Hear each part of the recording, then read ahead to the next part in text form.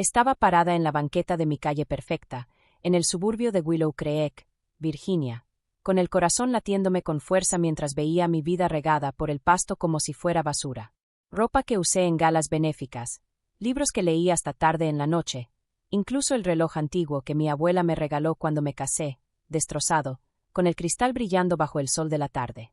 Apenas había regresado de la costa de Maine, donde le tomé la mano a mi abuela mientras daba su último suspiro. Y ahora esto. Mi esposo, Mason, un cirujano reconocido, me había echado de la casa mientras yo estaba fuera, pensando que podía borrarme de su vida así nada más. Pero lo que él no sabía era que yo llevaba años preparándome para su traición. Soy Beatriz, tengo 35 años, y alguna vez creí en los cuentos de hadas. De niña soñaba con construir algo que tuviera sentido, una firma financiera que ayudara a las personas, sobre todo a las mujeres, a tomar el control de su futuro. En la universidad, fui voluntaria en un refugio para mujeres, escuchando historias de fortaleza que me marcaron para siempre. Pero luego conocí a Mason, con su sonrisa encantadora y sus grandes planes, y dejé que mis propios sueños se desvanecieran para apoyar los suyos. Estuvimos casados 15 años, viviendo en una casa colonial de 5 recámaras que gritaba éxito a todos en Willow Creek. Desde fuera, éramos la pareja perfecta, Mason, el doctor brillante, y yo, la esposa impecable, siempre a su lado. Detrás de puertas cerradas, la historia era otra. Todo empezó sutil. A Mason no le gustaba que trabajara hasta tarde en mi empleo de analista financiera, donde administraba portafolios de clientes ricos, y estaba a punto de lograr una sociedad en la firma. La esposa de un cirujano no puede estar encadenada a un escritorio, decía con voz suave pero firme. Se ve mal cuando no estás en mis eventos. Yo amaba mi trabajo, pero lo amaba más a él. Así que reduje mis horas, luego tomé un puesto de consultoría, y poco a poco dejé que mi carrera se desvaneciera para encajar en su mundo. Me convertí en su accesorio, sonreía en los eventos del hospital, organizaba cenas perfectas, usaba los vestidos que él aprobaba. Pero cada renuncia me vaciaba un poco más, hasta dejarme hueca por dentro. El control se metió en todo. Mason tomó las riendas de nuestras finanzas, ignorando mi experiencia porque, según él, yo era demasiado emocional con el dinero. Rodaba los ojos cuando hacía preguntas, gastaba miles en palos de golf sin decirme nada, pero criticaba cada una de mis compras. Ese suéter te hace ver fodonga, decía, arrojándolo a un lado. Poco a poco, mis amistades fueron desapareciendo. Mi excompañera de cuarto era demasiado alocada, mi colega muy coqueta. No me di cuenta de lo sola que estaba hasta que ya era demasiado tarde. Mason había construido una jaula preciosa, y yo le ayudé a cerrar la puerta. La primera señal de su traición llegó hace unos años. Vi un mensaje en su teléfono de Clare, una enfermera de su consultorio. No puedo esperar para verte esta noche. El estómago se me revolvió, pero quise creer que era algo del trabajo. Después vinieron las noches largas, los congresos que no podía comprobar, el perfume ajeno en su ropa. Quería creer en nosotros, pero la duda no me dejaba en paz. Una tarde, durante una carne asada familiar, mi cuñada me susurró algo que cambió todo. Él ya hizo esto antes, dijo, mirando alrededor con nervios. Con Alisa, su primera esposa. Alisa lo había apoyado durante la escuela de medicina, solo para que él la dejara cuando ya no la necesitó. Esa noche, acostada a su lado, entendí que no conocía al hombre con el que me había casado. La traición dolió, pero también me despertó. Empecé a observar. Noté irregularidades en nuestras finanzas, propiedades que no conocía, deducciones que no cuadraban. Mason creía que era intocable, pero yo no era la esposa ingenua que él pensaba. Fui una excelente analista financiera, y estaba lista para usar esas habilidades para protegerme. Esto no se trataba solo de sobrevivir su traición. Se trataba de recuperar a la mujer que enterré para hacerlo feliz. Mientras miraba mi vida destrozada sobre el pasto, sentí algo nuevo, no miedo, sino determinación. Mason creía que me había roto. Estaba por descubrir qué tan equivocada estaba. Una mañana, hace unos años, la verdad me golpeó como un puñetazo. Revisaba documentos fiscales que Mason me había hecho firmar sin leer, y lo vi. Ingresos faltantes, deducciones por propiedades de las que jamás había oído. Mis instintos despertaron. Empecé a investigar en silencio, tomando fotos de los estados de cuenta mientras él estaba en el hospital, guardándolos en carpetas con contraseña en la nube. Cada hallazgo, cuentas offshore en las Bahamas, un chalet en Baila a nombre de su madre, apretaba más el nudo en mi pecho.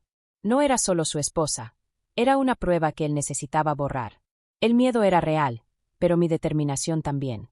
Busqué a mi abuela en la costa de Men, una mujer que siempre vivió bajo sus propias reglas. Había construido una pequeña fortuna sin que mi abuelo lo supiera, y no dudó en ayudarme. Cada mujer necesita una red de seguridad, me dijo, enviándome $20,000 de una cuenta secreta.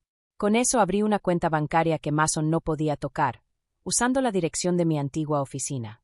Me sentía como una espía en mi propia vida, fingiendo ser la esposa perfecta mientras planeaba mi escape. El destino me tendió una mano un día. En el estacionamiento de una tienda, una mujer se me acercó. «Tú eres Beatriz, ¿verdad?», me dijo, con los ojos cansados pero amables. «Soy Alisa, la primera esposa de Mason». El corazón me dio un vuelco mientras me contaba su historia, cómo trabajó en 2 empleos para mantenerlo durante la carrera y cómo él la dejó sin nada cuando ya no la necesitó. «Él ve a la gente como herramientas», me advirtió. «Cuando termina contigo, te desecha». Sus palabras resonaron en mi mente. Ya no podía esperar más. Busqué a Alba, una abogada especializada en divorcios con grandes patrimonios. En su oficina del centro, le conté todo, mis miedos, mis pruebas. «Vas adelantada», me dijo. «Asegura documentos, abre cuentas separadas, construye crédito, actúa normal. No puedes saber que planeas irte». Asentí, temblando entre el miedo y la esperanza. Estaba aterrada de que Mason se enterara, pero por primera vez sentí que recuperaba el control. A través de una empresa anónima, compré una casa estilo Craftsman en Cedar Grove, a media hora de Willow Creek. Era justo lo que Mason odiaría, acogedora, rústica, con un arroyo en el patio trasero. Pero era mía. La amueblé poco a poco, fingiendo que donaba cosas viejas a la caridad cuando en realidad las llevaba a mi refugio secreto. Planté un jardín, instalé un sistema de seguridad, armé una oficina. Cada paso era un acto de rebeldía. Un pedazo de mí regresando. Para explicar mis ausencias, le dije a Mason que era voluntaria en un programa de educación financiera para mujeres. Él apenas me escuchó, creyendo que mejoraba su imagen. No tenía idea de que estaba reconstruyendo mi carrera como consultora, ayudando a mujeres que me recordaban quién fui. Vivir esa doble vida era agotador. Algunas noches, acostada junto a Mason, dudaba de todo. Pensaba si estaba exagerando. Pero luego venía un comentario cortante, una crítica por mi cabello o por la cena, y recordaba la verdad, estaba luchando por mi vida. Y no podía detenerme. Alba revisaba mis pruebas cada mes. «Tienes un caso a prueba de balas», decía. «No presentes nada todavía. Deja que crea que sigue en control. Espera su movimiento». Así que esperé, sonriendo en eventos de caridad, fingiendo ser la esposa perfecta, mientras construía un futuro que él no podría tocar. La llamada llegó una tarde lluviosa. Mason supuestamente estaba en un congreso médico en Chicago. Era la enfermera del hospicio de mi abuela. «Le queda poco tiempo. Está pidiendo verte». Mi abuela me crió desde que mis padres murieron. Su fortaleza me formó más de lo que imaginé. Le dije a Mason que tenía que ir. Su mandíbula se tensó. «Tenemos la gala del hospital la próxima semana», dijo sin mirarme. «El jefe de cirugía espera que estés ahí». Lo miré, notando el bronceado que delataba su congreso en interiores. «Se está muriendo, Mason». «Me voy». Se encogió de hombros. «No esperes que reorganice mi vida por tus emociones». Esa noche empaqué, temblando de rabia y tristeza. Antes de irme, guardé más documentos en mi caja fuerte y transferí $50,000 a mi cuenta secreta, por si acaso. En Men, el cuarto del hospicio de mi abuela daba al mar. Su mano frágil apretó la mía. «¿Sigues con él?», susurró. Su voz, aunque débil, seguía sonando firme. «¿Por qué?», preguntó. Me derrumbé y le conté todo. Las infidelidades, el dinero oculto, la casa secreta. Ella escuchó en silencio y luego soltó una risa suave. «Eres de mi sangre. Muy bien, sigue peleando». Durante las siguientes 2 semanas, mientras su fuerza se desvanecía, me contó su propia historia. Había soportado las infidelidades de mi abuelo por décadas, construyendo en secreto una fortuna para no depender de nadie.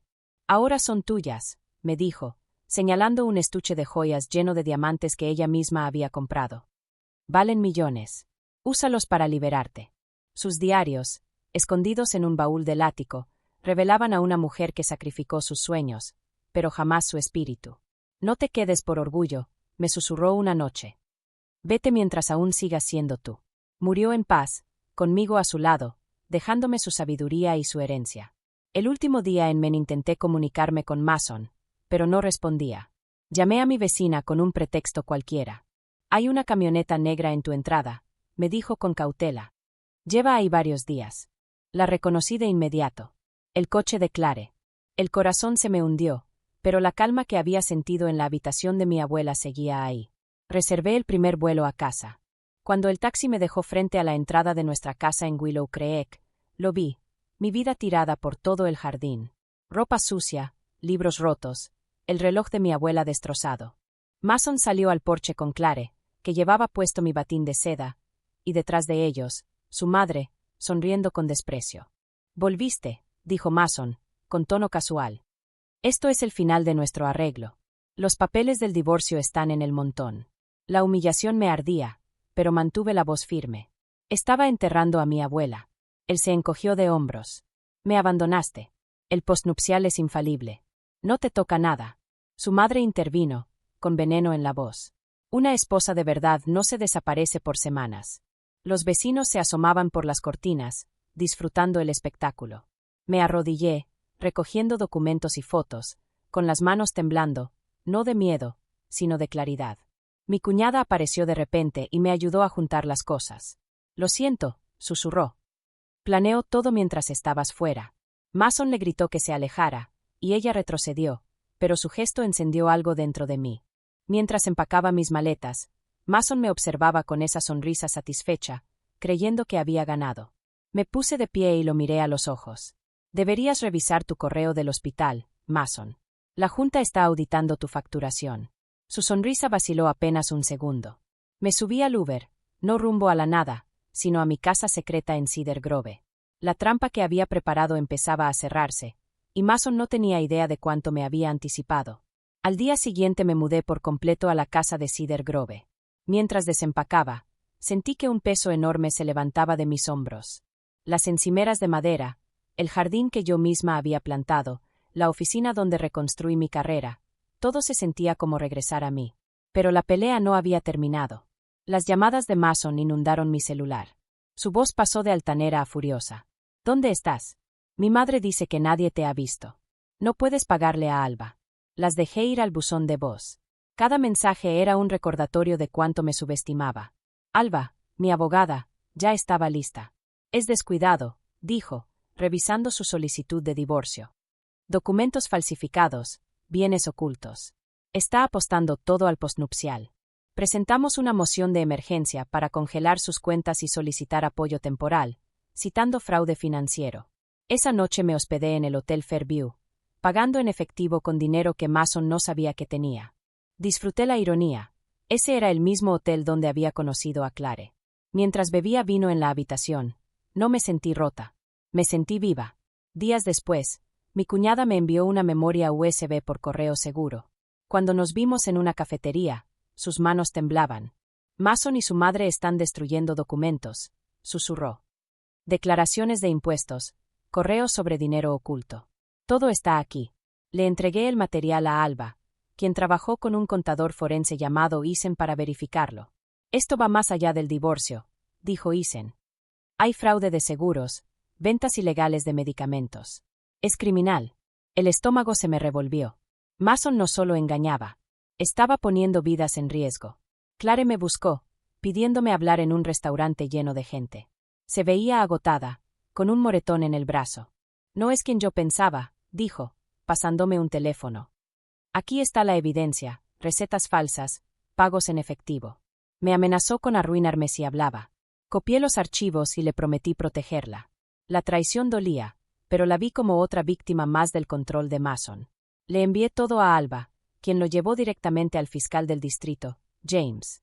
Días después, hubo cateos en el consultorio de Mason y en nuestra antigua casa.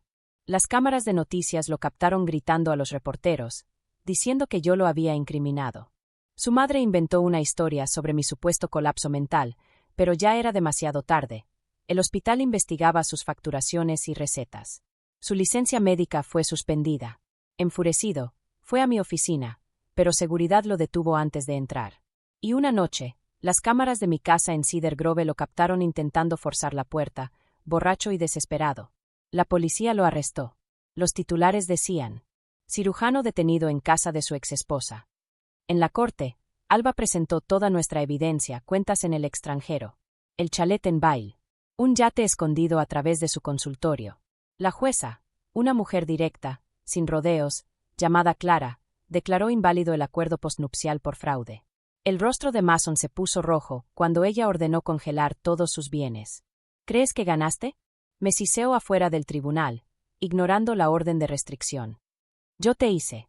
Di un paso hacia él, con el corazón latiendo fuerte pero la voz tranquila. No, Mason. Tú intentaste destruirme. Ese fue tu error. Su madre trató de negociar, ofreciéndome un divorcio rápido si detenía las investigaciones. Levanté mi carpeta llena de pruebas. Dile a los investigadores lo que sabes sobre Geraise Nealt Ventures, le dije. Se fue temblando. La trampa se cerraba. El mundo de Mason, su licencia, su reputación, su libertad, se desmoronaba, y todo lo había construido yo con las cenizas de su traición. Por primera vez, no tenía miedo. Estaba libre. 6 meses después de aquel día en el jardín, me encontraba en una corte federal viendo a Mason declararse culpable de fraude y delitos relacionados con medicamentos.